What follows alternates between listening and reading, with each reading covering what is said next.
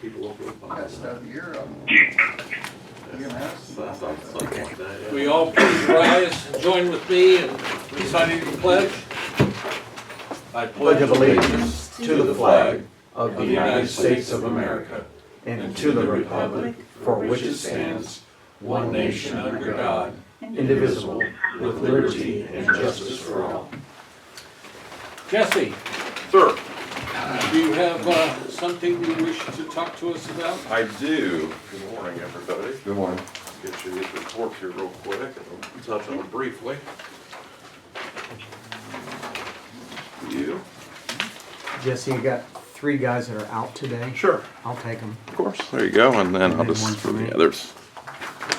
Am I still short one? No, I just, Gosh. what- yes. Are you still short one? I can get you this one One, as soon as I work two. through it. It's fine. Yeah. Sorry, I'll get No. shorted you again. Second time. All in a right, row. just sit back in the corner.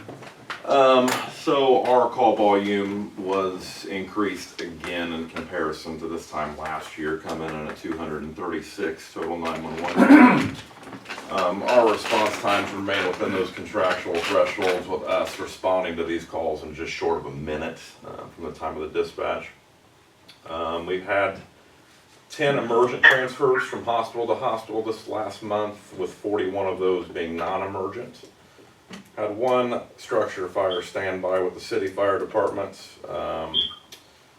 51 patients we had contact with either refused treatment and or transport. We had 29 return trips either back to residence or nursing home. 3 total public service requests. 4 appointment calls.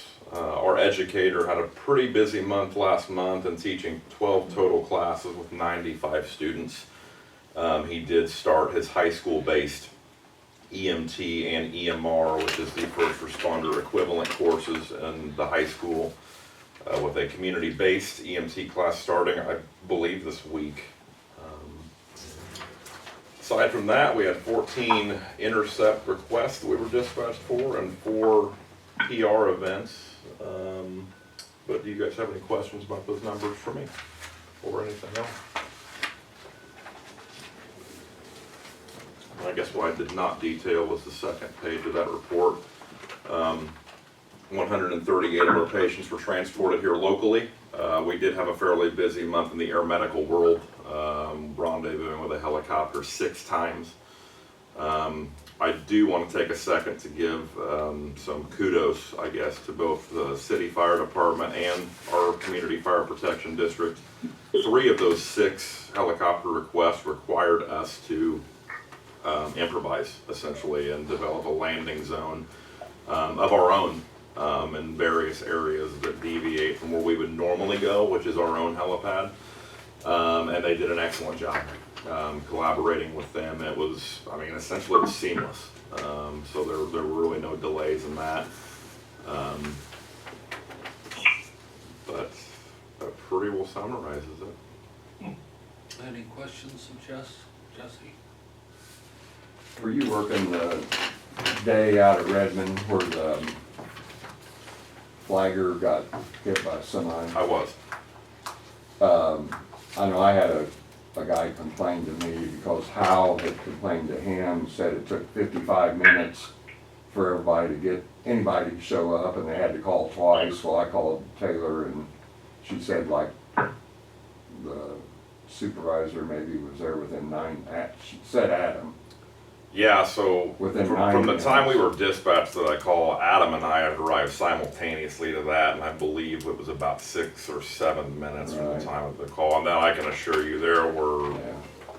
3 EMS units, myself, Adam, and the ground ambulance had responded at the time, and Well, wherever that information came from, I can right, assure yeah, I don't you. know how, but it was a Hal employee that was concerned because nobody showed up for 55 minutes. They had an injured person. And I don't know if they had trouble with 911 getting a hold of them or the dialing out itself. There could have been a delay from when the time the call was placed to the time of the dispatch. But Right, as far as our time notified went, right. it was fairly quick.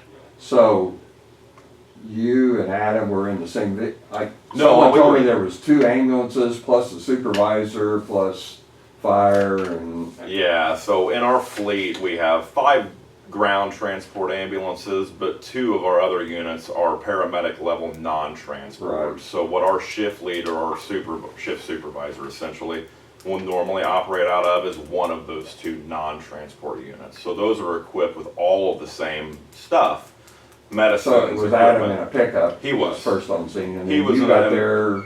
I was there right behind him, so we were both in our command vehicles. Okay, all right. Yeah. And then just one actual ambulance.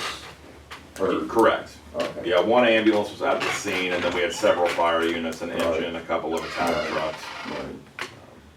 So, yeah, I don't know how he got 55 minutes, but that's what they said. Yeah, the only thing I can, I guess, kind of discern out of that is maybe there was a delay from when they tried to place the original call, but 50, and again, like in that situation, for most people, it seems like an eternity, right? When they're Right. waiting for somebody to show up at any given scene, especially one like that. Right.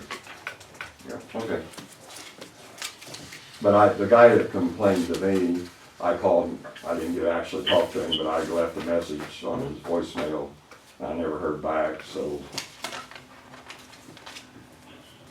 He addressed it. Thank you. Anybody else? Okay. Well, we'll come back to Philip when he comes back in. Did you want to, Lisa, talk about the proposed ordinance when? Sure. So Andy's available if we choose to call him. And the commercial wind energy ordinance, he may have tightened up a couple of just verbiage on it. In fact, I'd be surprised if he didn't, because I'm sure it's now better than it was. But the primary reason that he had this was to incorporate the battery storage language into it. And again, just like with solar, if they're going to put battery storage as a component of a wind or solar project, then it is governed by state law. So what he would have put in here is very much a boilerplate. And then the battery energy storage system, standalone, he was involved in writing it in the first place. So he was just making sure that I hadn't messed it up when I took a look at it earlier. And so, if you may recall, we had talked about doing public hearings for both of these at the same time, the same event or time frame, that we were going to do the hearing for the solar project. And that way we were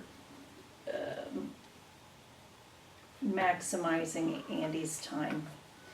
And so we can change and do these at a different time. We could do them in conjunction with the next study session, or we can wait and do them as we had originally planned. I personally don't find a sense of urgency to separate those, but it's up to you all. And I think it would probably be good if we had Andy on the phone, even if it was just for 10 minutes, to give us a bit of a recap on what these two were, and then the changes, and then we could go home and study them better. I'm open to, That's fine. okay. Is that okay with you guys? Yeah. Because I think we should, take a look at them. Right, and there's no hurry, that's the nice thing. Yeah, if Andy just kind of keep it. Okay, how about if I ask Andy to call us at 10, or I call him at 10? Or do you want to go ahead and do it now? Why don't we go ahead and do it now?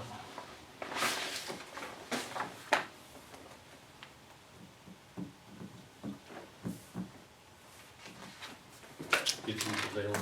Sure, he'd say he would.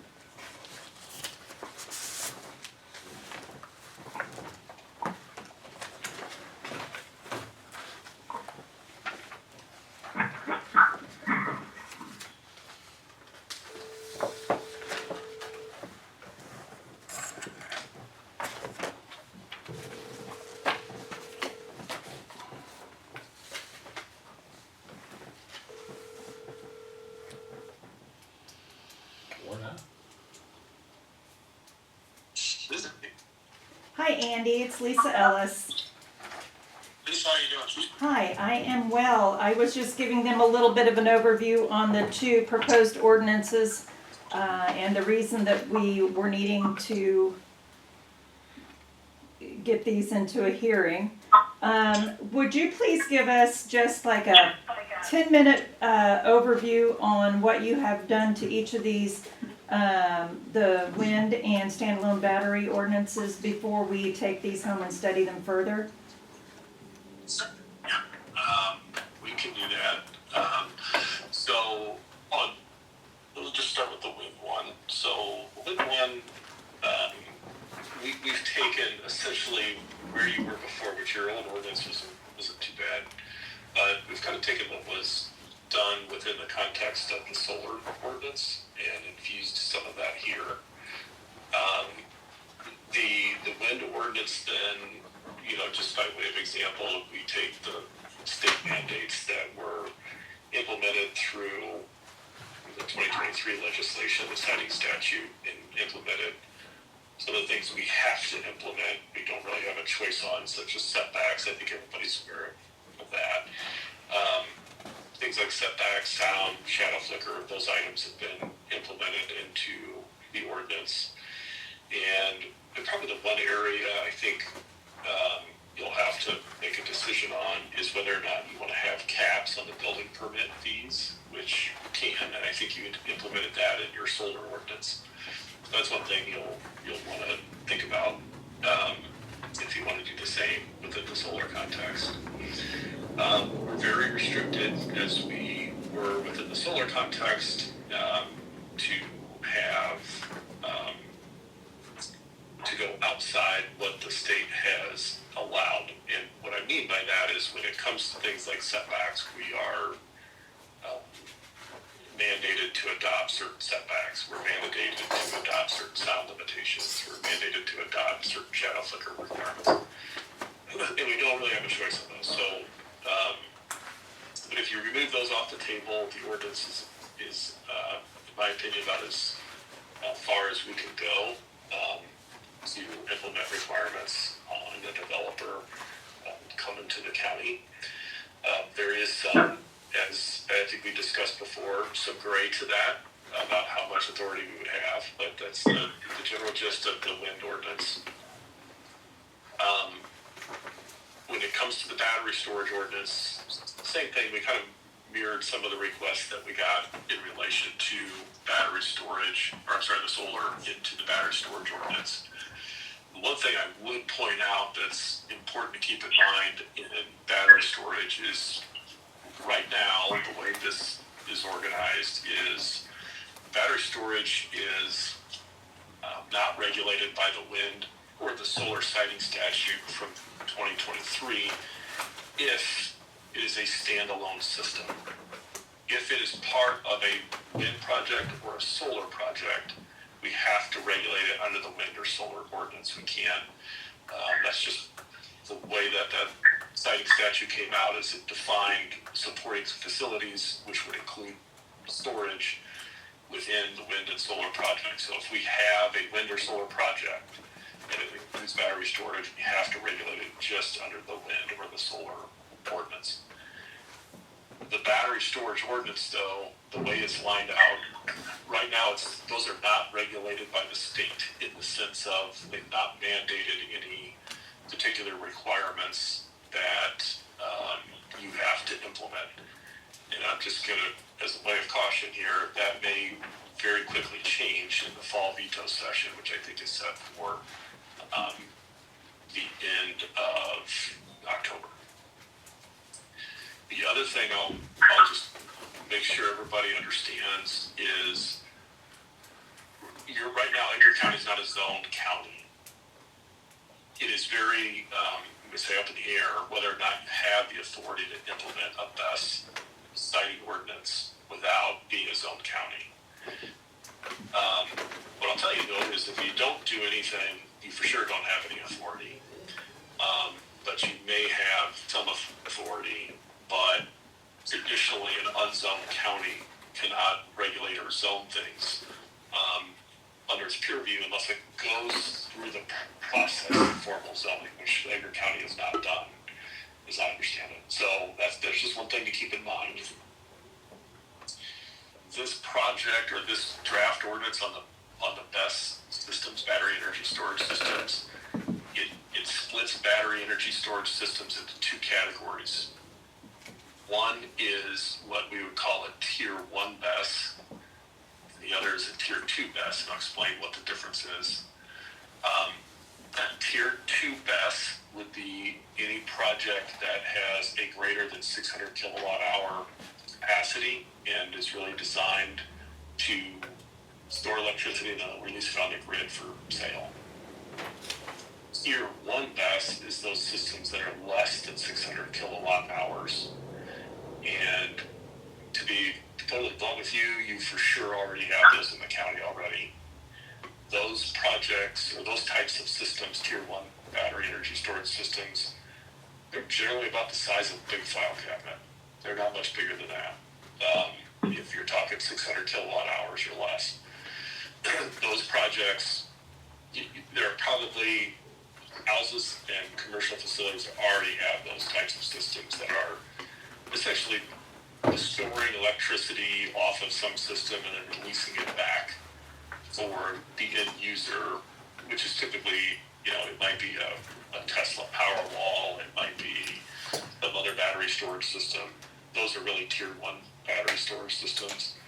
The way this ordinance is lined out is if it's a tier 2, meaning those larger systems that are 600 kilowatt hours or greater, they would have to come to the county to get approval and go through a formal public hearing on that. If it's less than 600 kilowatt hours, in other words, it's a tier 1 BESS system, it would be permitted and they can just continue doing what they're doing and people can install those systems without having to come to the county to get permission. So that's a very high overview of the overall structure of that ordinance. Otherwise, you'll see a lot of the same types of systems, same types of, requirements within the BESS ordinance as you would see in your solar ordinance. Now there's some significant differences when it comes to things like setbacks. So we're very restricted under the solar siting statute on setbacks for for a solar system, but right now there are no setback restrictions for battery energy storage systems from the state. And so the way we have it lined out right now is it's 200 feet from the parcel line, 200 feet from a public right-of-way, and 1,000 feet from any non-participating residence or community building. And then the rest of it, looks similar to your solar ordinance, just in general structure, but there are some differences in safety requirements. So it essentially requires compliance with National Electric Code, National Fire Protection Association requirements. Otherwise, a lot of the things that you're going to see in there, decommissioning agreement,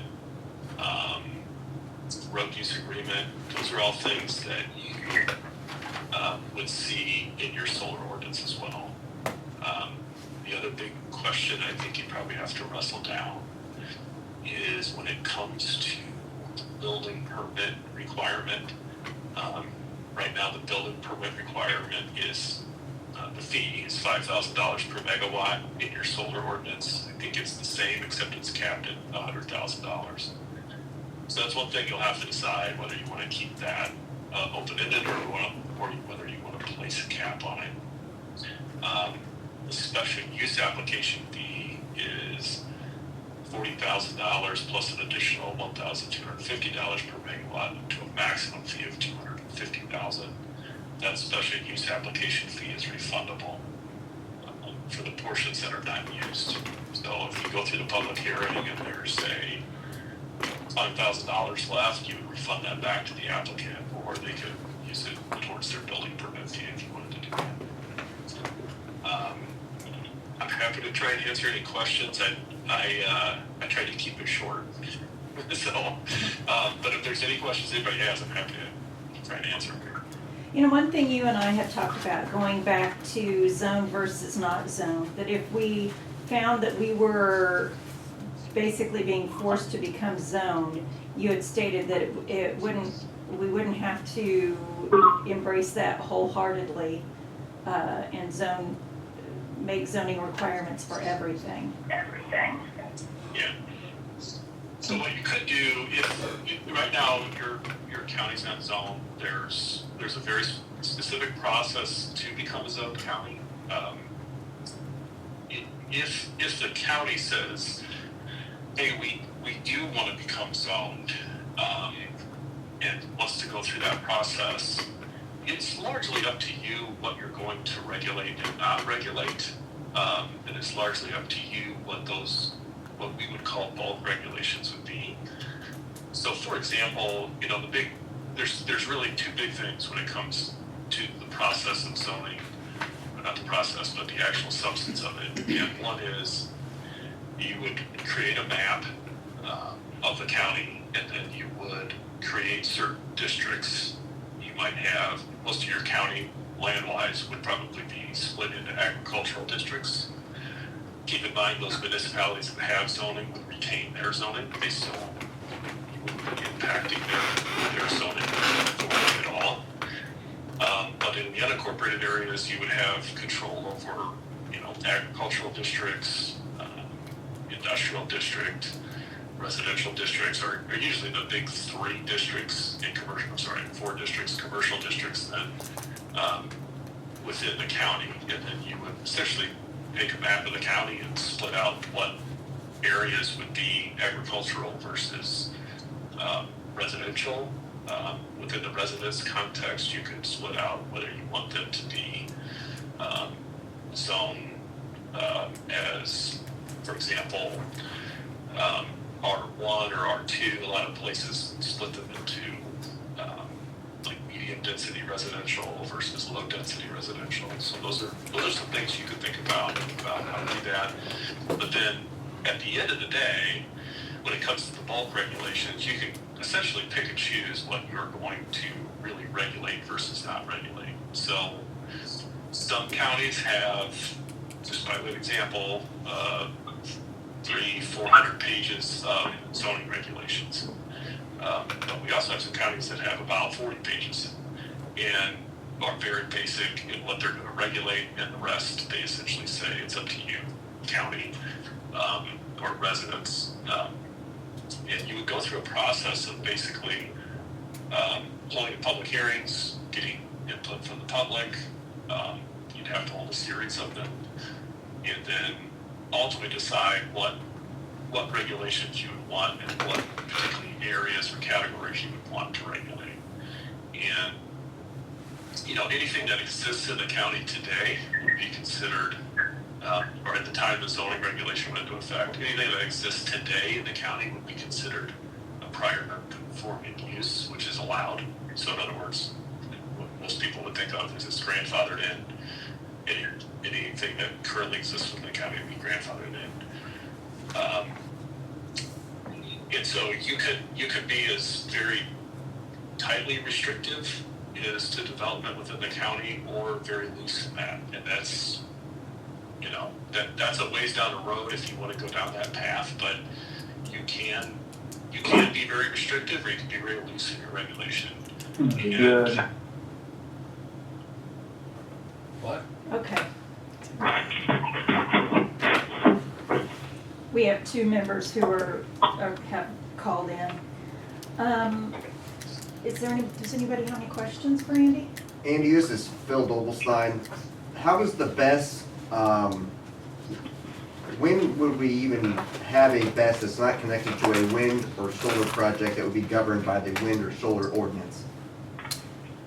It would, there are some projects, there's a few projects in Illinois that have come around.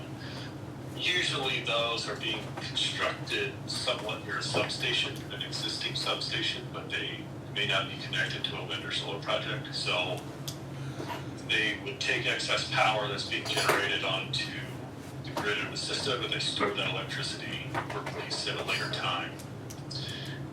Some of them are connected to other power plants.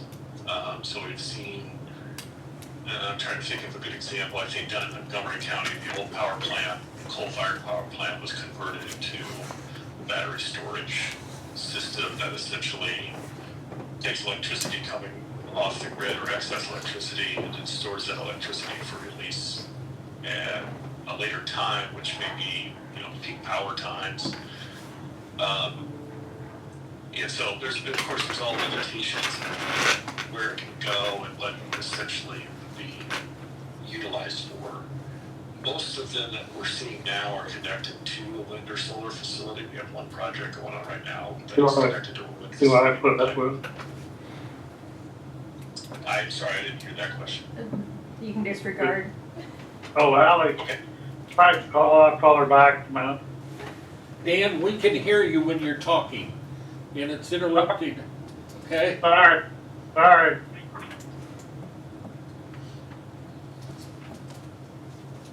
Does anyone have anything else for Andy?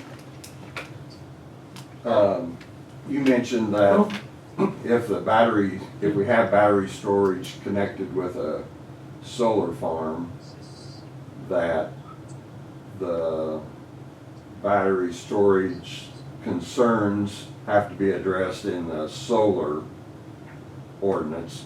Is our solar ordinance adequate to take care of those battery storage issues? Yeah, because he wrote it. Alright. So are they Yes. similar to everything that's in here? Yes. Okay. Yeah. So we're That playing I wasn't catch sure. up with the wind. We took care of that, so we didn't Alright. have to. Okay. That's why we had to hurry up and get it done. Yeah, got it. Yeah, one thing I would say in that regard is, some counties, you do get some counties that have a solar ordinance that may not specifically address like the best portion of a solar facility. But we could still address those issues through conditions of approval of a project. So, just by a quick example, we have one going on in another county right now that's a BESS project that's attached to a wind project. I mean, BESS is just part and parcel of the wind project, really. And so, through those factors that you see in your ordinances, very towards the end of the solar, wind, and the BESS ordinances, but just take wind, for example, we can always address what largely safety issues and fire protection issues that come up in this regard. We can always address those through conditions that we would infuse through the authority that's listed in those factors. So it's a long way of saying, even if an issue comes up that's not specifically addressed within the solar ordinance right now, that is related to a BESS project, that is attached to a solar project, we can still regulate that through conditions of approval. So we still say, okay, we need to impose some conditions here to make sure that we address this BESS issue, even though it's related to a solar project. Okay, All right, well, Andy, I'm sorry. Augie? Would this be a good time, Lisa, to bring up what I had emailed you about, the inquiry that I received regarding the solar? We have it on our agenda for potential action. can you hear him okay? Andy? Yes, I can Okay. hear. Yep. Hi, Andy. It's in your board packets. I got an inquiry as to if we were zoned or not. And I told the person that we were not. But there's a sentence in the solar ordinance, page 5, section B. It basically says, commercial solar facilities are only allowed in agriculture or industrial districts via a special use permit. Is that a concern for us since we don't zone ag or commercial? Yeah, I wouldn't worry about that because state siting statute, the way it's, I can't remember the exact phrasing of it, but essentially a solar project can only be, or a county can restrict their siting to agricultural or industrial utilized facilities or zone parcels. And the way I view that as kind of playing out in an unzoned county, because the statute doesn't, that line kind of references, what we're really referencing is what the siting statute says. Unfortunately, the siting statute didn't take into account the idea of unzoned counties. But if you have particular areas where somebody comes in, let me just give an example. Let's say you have a small subdivision, and within that small subdivision there may be 15 acres or so that is left, maybe didn't get developed for whatever reason, and somebody comes in and says, well, I'm going to put a solar project right there.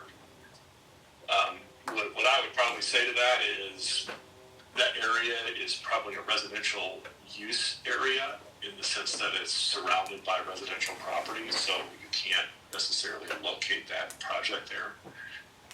But I would leave it in there because that's the kind of thing where if somebody comes in and they're going to propose a project, we want it to be used or proposed only in those areas that we're required to allow by state statute, which are those agriculturally used areas or industrial use areas.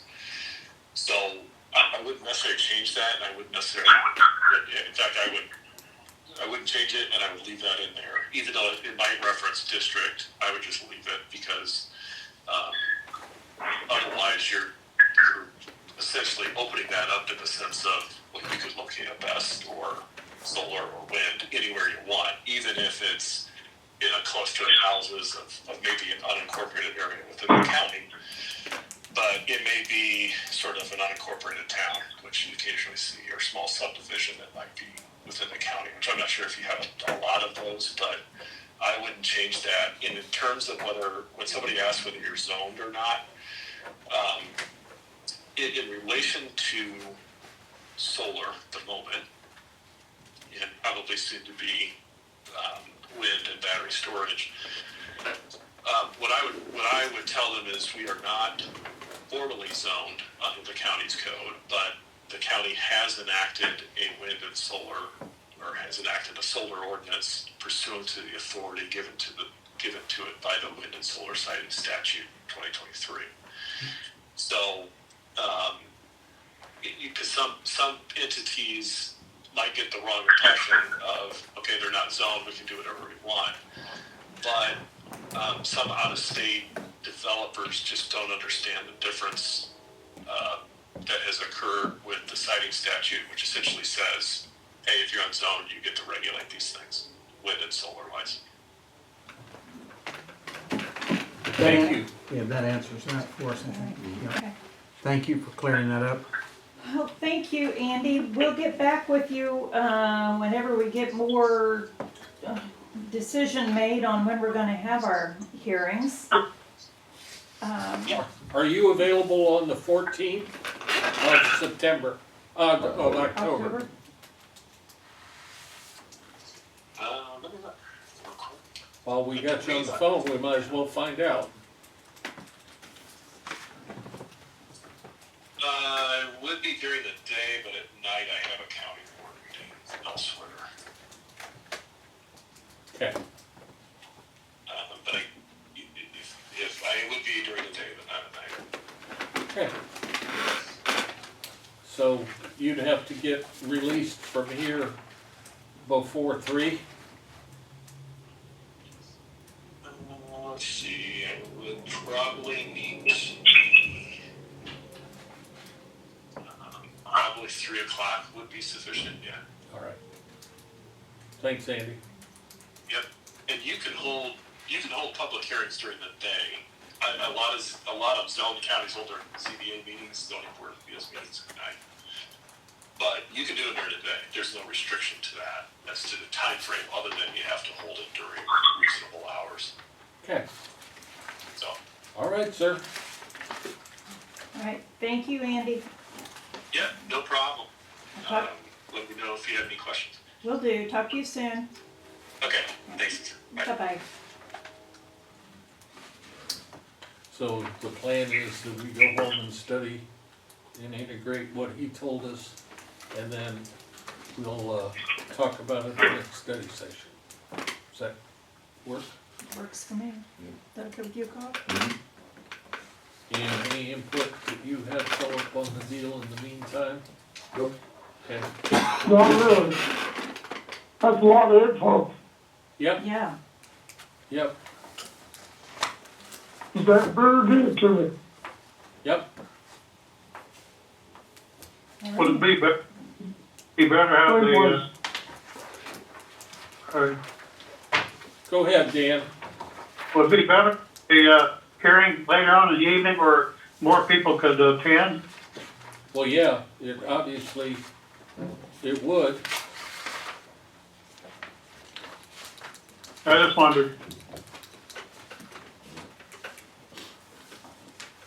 And we need to find a different place, because Prospect is not gonna work, No. Right, correct. so. Philip, did you have anything you need to discuss at the meeting today? Nope. How about you, Augie, do you have anything to discuss at the meeting today? No. Russ? Did you notice the, what do they call it, when we return something, restocking? Oh, on the tower, yes. With your permission, guys, I'm gonna go, have Josh go, you need to relook at that, that seems extreme. And I don't know why there would be a restocking on having your staff come out and looking at the place. Okay, so we'll see what we can do there. And they have to talk to Philip about that to answer. I'll give you a copy of this. There we are. At any rate, so Russ, you didn't have anything? Carl, do you have anything? Lisa, more? Not a lot. Not a lot. Not a lot. Okay. Can we do a group walkthrough? You know, we talked about that at the last study session. Can we do a group walkthrough at our next study session? Over here? Yeah. Yeah. See, we really couldn't even do it today. We'll have to make sure that the day works. Okay. Like they're erecting, I went over there earlier just to give you an example. And they said, do not go in there, because they're working overhead. And I guess they didn't want me flattened at this point. Well, and if it doesn't work, that's okay, but I'm just. No, yes. feeling- So we need to see if Shaggy can, the 22nd, when we have our next study session, Right. see if we can, Yeah. like at 10:30. Yeah, sounds good. That sounds great. Thanks. No, I don't have really anything else. This has been a lot. And have you communicated with Kim Ross on her question, Jay? I certainly Okay. have. We have it All right. resolved. Great. So Kim asked if they could increase their levy by 4.5%. They have not had a levy increase in 3 years. So we'll integrate it in. It'll From the health obviously, department. yes. Because It'll- of all their structural problems, it's Right. just sucking their budget. I dry. told her it would be subject to the final approval of the board, but I didn't have a problem including it and submitting it, okay? So, yeah, that morning, once I was back connected with I stuff, figured you did, I was just double yeah, checking. no, that's fine. All right. I need to be double checked on. That's my wife. I have, I have HRC 708 board Wednesday morning, and that will probably be Jonathan's last meeting, or he'll be at the November one, but introducing the new director. So, and we have another person that needs to be added to the board because one of our members is resigning, just because she's been on there a long, long time. So I don't have anything else. When's the next department head meeting? the following week, the 19th, 17th, something like that. Yeah. Hang on. I have that here.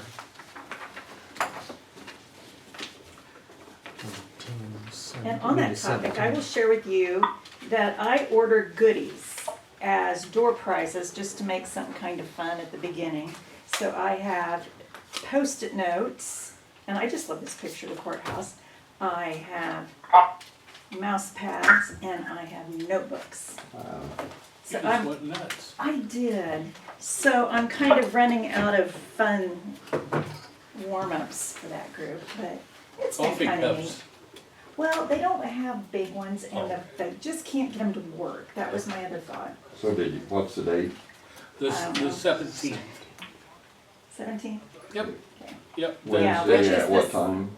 They're at 10 10, because those are always the same day that I'm already down here at 7 o'clock for the health board meetings. So that works well. And we're having something special, right? Didn't you say, because you had me Didn't- move the Is he gonna be HR. there? HR is gonna be there the 19th of November. Right. So November 19th is a special one when Bellwether's gonna be there to Right. talk about some HR stuff. Just to make sure we're all minding our P's and Q's. So And what they time know- on the 17th? 10 10. o'clock, both days. 10 o'clock, They're always at 10. okay.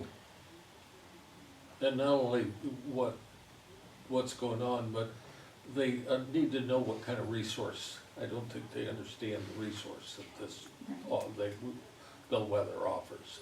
Want to make sure everybody understands that if they got a problem, they can pick up the phone and talk to these folks. So, and I did hear back from them, and they said that works a lot better for them. Great, okay. So, they're already on the schedule for the All right. 19th. Well, I don't have much going on the one on the 17th, so it definitely won't take Okay. more than an hour, which is great for everybody. The next meeting for project meeting with CORE is next, let's see, it'd be a week from tomorrow at 11 o'clock right here. But a email will go out on that. To the 16th. Yeah, I believe so. At what time? 11 o'clock. 11? And then I included in some of the stuff I gave you, some reports from our architects on how things are proceeding. And you also have the corrections inspection report, which I think is a good thing, but you look through that and we'll go from there. The budget is being put together by Don now, and hopefully we'll have it in your hands here soon. I haven't checked to see if all the departments have turned in. Usually Don handles that, make sure everybody's on time, and we get stuff here pretty quick. So in a regular environment, you don't get too involved in the budget until you've received Dawn's information? Well, yes, I mean formally. Now, I've had several budget meetings with people that have questions and have fielded a lot of calls. Okay, but as far as formally, we don't normally sit down with all the departments. We will formally sit down with the sheriff's department and review that, because that's one of the biggest budgets in the general budget line item, so. Okay. Anything else that we need to address? Hey, Jeff, Yes, sir. we don't have anything to do with Potts Lane, do we? That's the city? I You mean would, where all the Brush. brush is put? No, we don't have anything to do with the city. Because I just wondered, we ain't control of no, that. Okay, good. We had enough problems anyway. okay. But I'm sure they take a volunteer, Dan, if you've got extra time. Well, if I can get up out of this chair, I could try to do it. Well, maybe you could keep your cats out there. Well, that'd be a good point. Yeah. All right. Uh, Do One you- other thing, All right.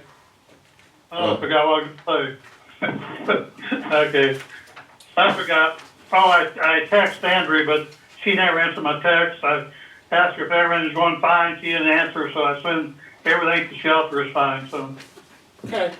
Sounds good, Dan. okay. Entertain a motion to adjourn. Russ moves. Andy Kent seconds, so it'll be up to Lisa seconds. All those in favor of adjournment signify by saying aye. Opposed, nay. We are